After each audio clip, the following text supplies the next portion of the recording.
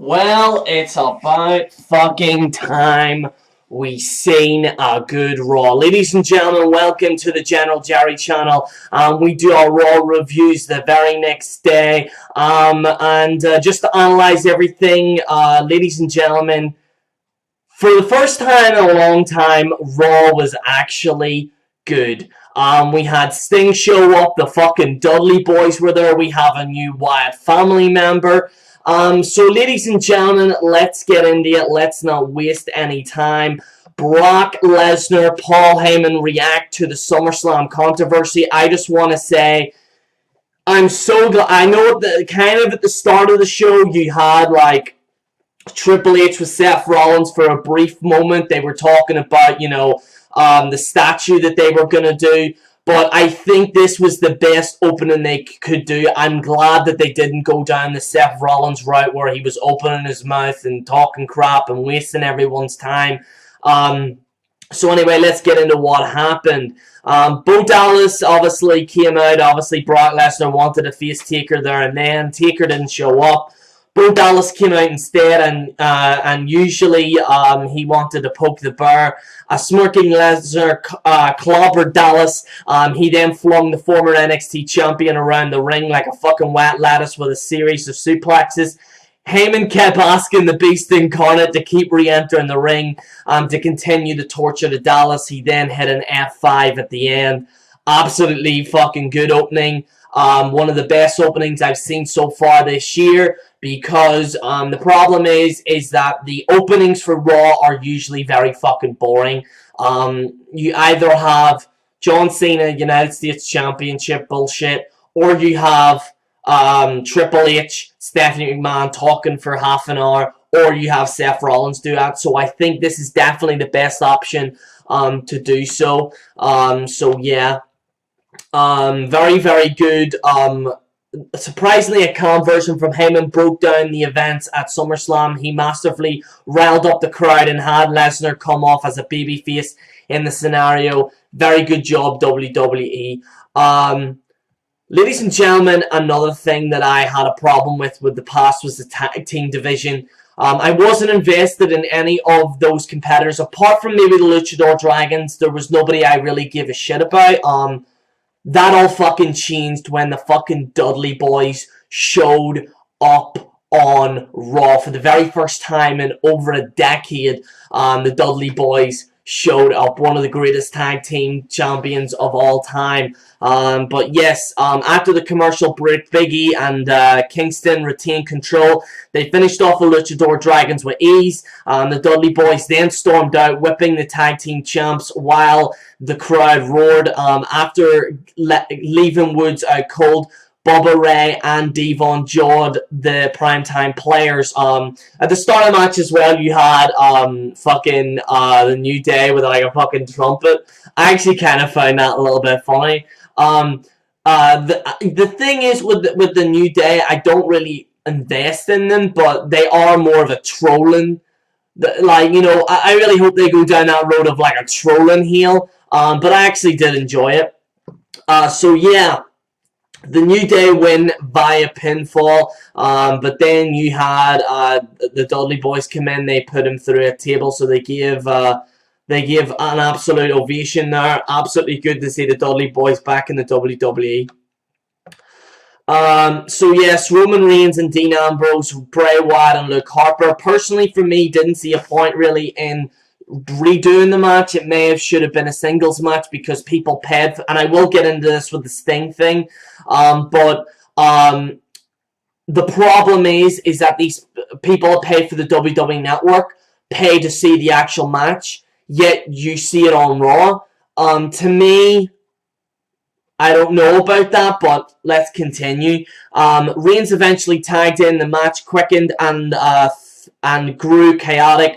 Heart strikes echoed through the arena. Bodies flew from the rope. The lights went off, and a bearded monster in a sheep mask appeared. The big man let out both Reigns and Ambrose.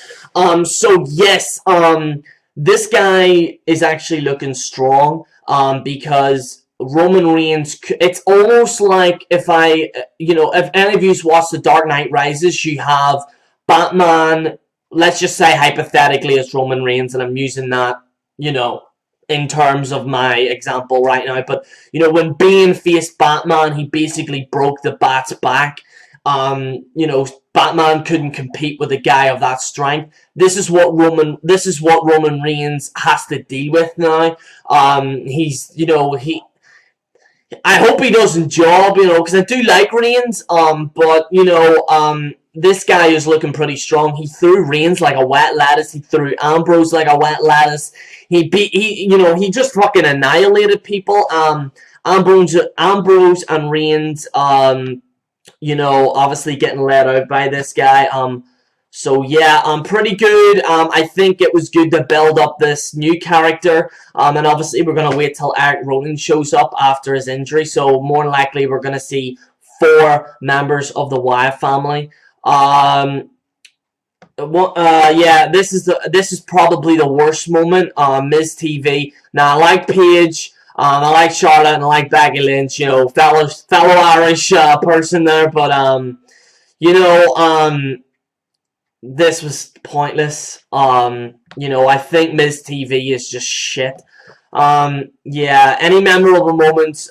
Your dad and I are old pals. Actually, he taught me the figure 4 lock, and I perfected it. Lynch says she would take on a dinosaur or cyborg if it came to it. Fans chanted, "We want Sasha." So yeah, PCB closed in on Miz to make him pay for insults in them. The Bellas attacked him, and a wild brawl ensued.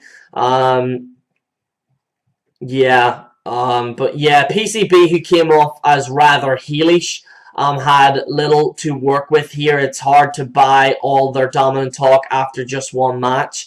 But yeah, I don't think there was no point in doing this segment. I don't like The Miz. I never liked him. I hate his stupid fucking face. You know, you know, basically, you know, he just really looks like he just looks like a tampon, if that makes any sense. You know, you know, Miz literally looks like a complete cunt. I don't like the guy. I never will. And they need to scrap Miz TV because it's completely boring.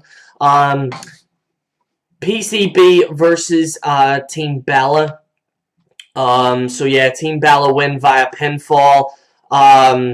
Chance found "We Want Blue Pants." Lynch and Charlotte kicked up at the same time.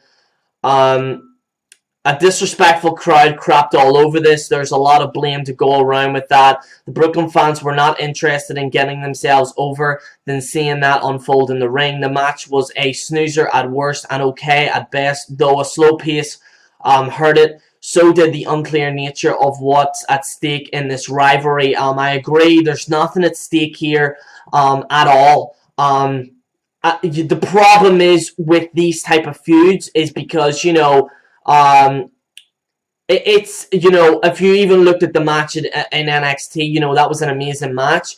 But this type of stuff, again, it goes to show you the disconnection from NXT and the main roster. Just do what they did in NXT with what they are doing on Raw, not these feuds. There's a little bit too much, you know, groups. It doesn't make any logical sense. The groups have not been built up before. They're not established, so they're literally throwing them in for the sake of throwing them in. This is the problem we have with the Divas division. But yes, you know, fans, you know, personally for me, the fans were, I mean, they're bored. The fans were bored, you know. I can't say anything else. They were bored. Maybe if they have, personally for me, Sasha Banks needs to have a one-on-one rivalry with Nikki Bella, not this type of group warfare bullshit. Now, as I previously stated yesterday in a video, John Cena spoke to Vince McMahon and stopped Charlotte's winning the Divas Championship. And the video is available right now if you want to check it out. Stardust attacks King Barrett. It looked as if Stardust was going to team up with King Barrett again. Instead, the Prince of Dark Matter attacked his ally. Neville soon rushed in. He kicked Stardust dizzily and raided the Red Arrow, but Stardust started out of the ring. Stardust hits the Queen's crossbow on Barrett. So much for the Barrett Stardust team. The duo had some solid potential. Yeah, I actually wanted to see Stardust and King Barrett actually tag team. I'm actually really disappointed. Very disappointed with this segment. Didn't like it. And I wasn't a big fan of it. Jon Stewart comes to the ring. Oh boy. Jon Stewart told fans that he attacked John Cena at SummerSlam to prevent him from tying Ric Flair's record for the most world titles. The Nature Boy himself soon came out saying that he was pulling for Cena. Flair said that he respected Cena just moments before the former US champion came out to confront Seth Rollins. Cena barked at Stewart, then costing him the title. He gave the TV host an attitude adjustment and left him lying in the ring. The champ is Flair. That was Stewart. It was pretty good. Don't forget God's in the house tonight. It's kind of a throwback to Ric Flair on TNA a little bit. But yeah, Stewart goes, does Cena, you can't see me gesture, hoping it makes him invisible to angry Cena. We've got punchlines too. I'll have you stand in a line and punch you. So yes, yeah, and obviously John Cena, AA's Jon Stewart. Pretty good segment. I think Jon Stewart held his own. I would have liked to see Jon Stewart actually bash Cena. Like, just say these fans are sick of you and everything you do. Should have done that. But yes, Angry Cena is back, you know. We haven't seen him in a while, you know, the Angry Cena. But yeah, he was strong here, and it gave a WWE a moment that was going to blow up in mainstream media tomorrow, slamming Stewart to the mat. Stewart's reasoning is good enough. The success of SummerSlam betrayal hinged on this, doing it with a very good reason. Being a crazy Flair fan of sorts works absolutely fine. This was a fun, surprising segment, the kind of thing one expects on Raw right after a big pay-per-view. I actually thoroughly enjoyed it. So yeah. 8-man tag match. So yes. It was a good tag match all in all. You had Randy Orton, Ryback, Cesaro, and Dolph Ziggler battling against Rusev, Kevin Owens, Sheamus, and The Big Show. But yes, the 8 rivals stared down each other outside the ring before getting into business. An earned knockout punch from Big Show and an RKO from the Viper allowed the babyfaces to grab the win. Owens and Rusev, angrily with the Big Show's error, teamed up to beat him down. The Giant then took a beating from the good guys as well. Big Show's fucking getting a beating, alright. But yes, Orton, Ryback, Cesaro, and Ziggler win via pinfall. Fans chant Big Show sucks in the style of New Day sucks. That's right, I remember that. Sheamus executes a standing block lock. Cesaro stuns Rusev with a Cesaro swing. There's no way to greet a Giant. John Bradshaw Layfield said that Orton hits an RKO on Big Show with Cesaro and Rusev holding up the big man. Following a recent trend, WWE crammed several feuds in one match. Little bit rushed, but I hope the Rusev Dolph Ziggler thing, I hope they move on. Triple H takes Seth Rollins on a tour of WWE headquarters. I didn't particularly give really not much of a shit about it, but anyway, as promised, Triple H and Seth Rollins statue made to ensure that the revealing ceremony went smoothly. The Authority had security escort John Cena out of the arena after singing an off-key happy birthday to Vince McMahon. The Authority talked up Rollins' accomplishments. Rollins soon arrived, comparing himself to other wrestlers. He trashed Cena before the drum roll hit. Sting stood on... Oh, yes, that's right, the backstage segment. Sting stood under the black curtain with no statue in sight. The Stinger attacked the champ at the Authority, crumpled away. Sting held up the WWE title as the show closed. Absolutely excellent, smart move by WWE. I'm glad that they are not having Sting involved in the Bray Wyatt thing. Like I said, but yeah, because like I said earlier, they had, like, you know, Triple H and Seth Rollins go on a tour. I wasn't a big fan of it, but Big massive fan of the last segment. I think Sting now is going to be competing for a WWE Championship. I do believe that John Cena needs to stay a hell away from it. Sting wants to win this championship. I think he wants to obviously win the United States Championship as well.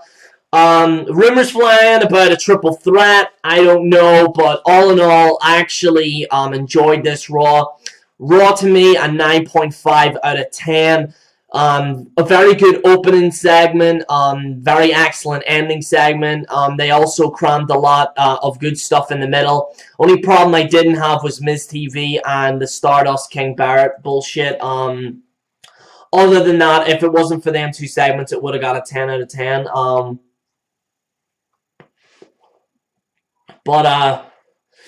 What can I say right now? Well, all in all, I thoroughly enjoyed Raw. And ladies and gentlemen, my t-shirt is available right now.